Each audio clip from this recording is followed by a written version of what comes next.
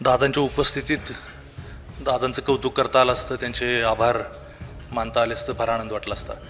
की अशी वेळ येईल असं कधी वाटलं नव्हतं. आणि मीही असं जवळच्या किंवा सामाजिक जीवनातल्या कुठल्या तरी अशा इतक्या मोठ्या माणसाच्या जाण्याचं दुःख पहिल्यांदाच व्यक्त करतो आहे.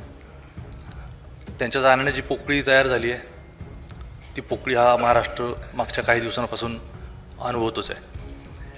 मी माझ्यासारखा म्हणजे खूप कमी वेळा दादांचा माझा संपर्क आणि संबंध आला, पण त्यांना ओळखतोय याला बरीच वर्ष झाली. माझ्यासारख्या माणसालाही त्यांच्या जाण्यानं अत्यंत प्रचंड असं एक दुःखानं ग्रासून गेल्यासारखं होतं आहे. आणि ते जेव्हा ही घटना घडली त्या दिवसापासून माझी एकच भावना आहे की अत्यंत घरातला जवळचा कोणीतरी वडीलधारा, आधाराचा आणि कर्तृत्ववान माणूस निघून गेल्यावर जी उदासी आणि जी पोकळी तयार होते ती माझ्याही जीवनात तयार झाली आहे.